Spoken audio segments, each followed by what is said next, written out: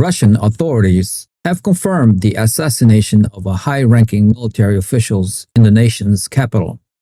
Lieutenant General Fanil Sarvarov was killed early Monday morning in Moscow when an explosive device detonated underneath his vehicle.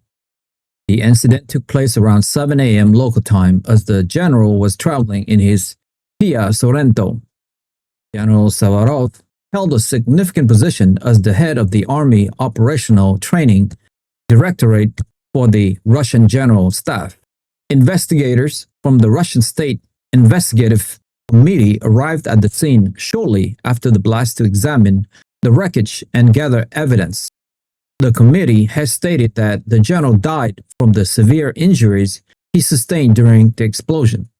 Security officials are currently considering several different versions of how the event unfolded, but the primary line of inquiry focuses on the potential involvement of Ukrainian special services. This targeted killing marks the third time this year that a senior Russian military official has been killed in a similar manner using a car bomb. The frequency of these attacks inside Moscow suggests a significant security challenges for the Kremlin as the war between Russia and Ukraine approaches its fourth year. The Kremlin responded immediately to the news of the attack on Lieutenant General Sarvarov. Presidential spokesman Dmitry Peskov addressed the media and condemned the bombing as a terrible act of murder. He vowed that Russian authorities would conduct a full and thorough investigation to bring those responsible to justice. The attack has raised fresh concerns regarding internal security measures within Russia, as high-profile military commanders are increasingly becoming targets in their own cities. In addition to addressing the assassination, Mr. Peskov faced questions regarding diplomatic rumors. He stated that he had no information regarding reports that presidential aide Kyrylo Budanov had held talks in Miami. He added that officials were still working to verify where those claims originated. These statements from the Kremlin come at a time of heightened tension and increased scrutiny of Russian security and diplomacy. The government is trying to maintain order and confidence while dealing with the ongoing fallout from the long war and these specific targeted attacks on its leadership. In Ukraine, the head of military intelligence has made a rare and serious admission about the country's internal struggles. Kyrylo Budanov, the chief of Ukraine's military intelligence, stated that the government in Kyiv had damaged its own mobilization efforts. He explained that internal failures and a media campaign that went wrong were to blame for the current recruitment crisis. Mr. Budanov suggested that many decisions regarding the draft were driven by personal ambition rather than what was necessary for the nation's defense.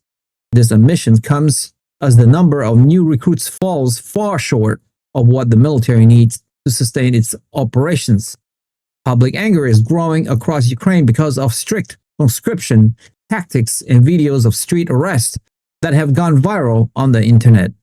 This acknowledgement from a top security leader highlights the deepening manpower shortage and the eroding trust between the government and the public. It raises urgent questions about whether Kyiv can sustain its war effort as the conflict drags on without a clear end in sight.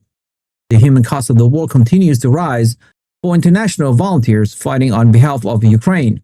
Two American citizens, Steve Wingate Jones and Brian Jasharov, have been killed in separate attacks while serving with Ukrainian forces. Both men were serving with international units that are linked to Ukraine's military intelligence. Their families and reports from the media confirm that they died during combat operations against Russian forces. These deaths underscore the danger faced by thousands of foreign fighters who have traveled to Ukraine to assist in the country's defense. The war is now nearing its fourth year, and the intensity of Russian strikes remain high, while the administration of President Donald Trump in Washington is exploring new ways to engage diplomatically with both Kyiv and Moscow. Ukraine President Volodymyr Zelensky has warned his people to keep their expectations limited. On the ground, the fighting continues relentlessly and costs in human lives keep increasing for both local soldiers and international volunteers. Tensions with the European Union are also escalating regarding how to finance the ongoing support for Ukraine. Hungarian Prime Minister Viktor Orban has sharply criticized a new plan by the European Union to provide a massive loan of 90 billion euro to Kyiv. Speaking at the opening ceremony of the new highway sections in eastern Hungary, Prime Minister Orban argued that this funding would drain resources from individual nations. He stated that his government refused to support the proposal because it would make Hungary responsible for hundreds of billions of forints in shared debt. He warned that the money sent to Ukraine might disappear into the pockets of wealthy oligarchs instead of helping the people or the war efforts. Mr. Orban contrasted the EU's desire to send money abroad with the need to invest in domestic infrastructure, such as the new motorway he was inaugurating. He framed this disagreement as a major political choice between national sovereignty and deeper integration with Brussels. His comments highlight the growing fractures and divisions among European leaders regarding the war, financial risk, and the future directions of the continent. On the global stage, a maritime confrontation has sparked a diplomatic dispute involving the United States, Venezuela, Iran, and China. The United States Coast Guards intercepted and seized a tanker carrying crude oil from Venezuela. This action drew immediate condemnation from several nations. Iranian Foreign Minister Saeed Abbas Araghchi contacted his Venezuelan counterpart, Evangel Pinto, to express support. Mr. Araghchi described the actions of Washington as illegal. The Chinese government also publicly condemned the seizure. Beijing's foreign ministry called the move a serious violation of international law and accused the United States of unilateral overreach.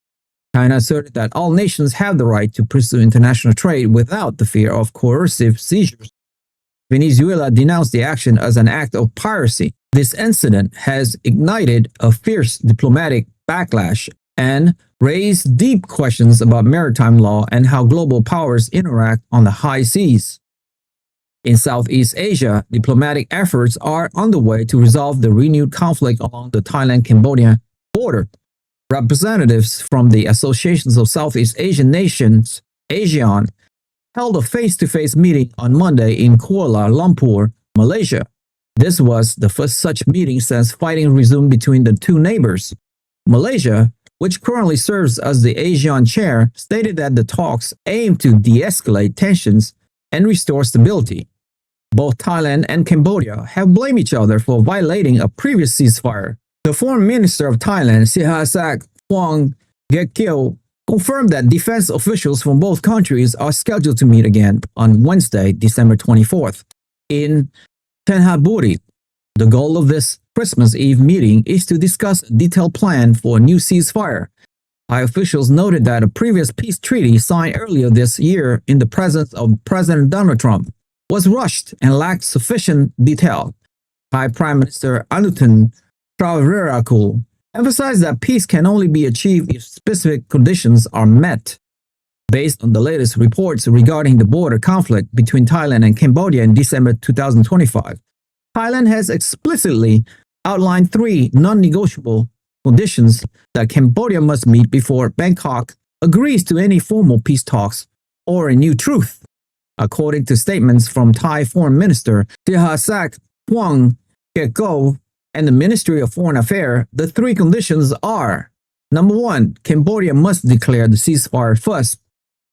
Thailand maintains that it is responding to aggression and therefore demands that Phnom Penh be the first to issue an official public declaration of a ceasefire. Bangkok insists this step is necessary to demonstrate Cambodia's intent to stop the fighting. Number 2, the ceasefire must be genuine and verifiable. The cessations of hostilities cannot be merely a verbal announcement. Thailand demands that the ceasefire be real, sustained, and observable in practice on the ground.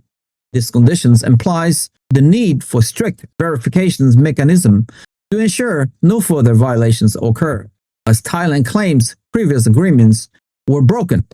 Number 3, sincere cooperation in joint demining. Thailand has made it a requirement that Cambodia demonstrate sincerity in cooperating with joint humanitarian demining operations along the border. This comes after reports of Thai soldiers being injured by landmines in dispute areas, which Bangkok views as a major barrier to trust and safety. Thai Prime Minister Anutin Charnvirakul has emphasized that Thailand will remain firm and will not return to the negotiating table until these specific conditions are met by the Cambodian side. Based on the news updates, the specific conditions and demands Thailand has placed on Cambodia also includes: number 1, a firm detailed ceasefire plan. Thailand's primary demand is the establishment of a firm detailed ceasefire plan.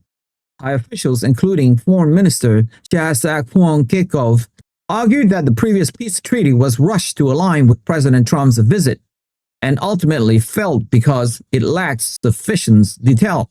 Number 2, strict verification and implementation. Thailand is demanding that the new talks focus heavily on the implementation and verification of the ceasefire. This is the main agenda for the Extraordinary General Border Committee (GBC) meeting scheduled for Wednesday. Number 3, location of talks. Thailand specifically proposed that the talk be held at the border in Canberra rather than in a foreign capital, indicating of preference for localized field-level negotiations. Number 4, bilateral resolution without direct U.S. interference.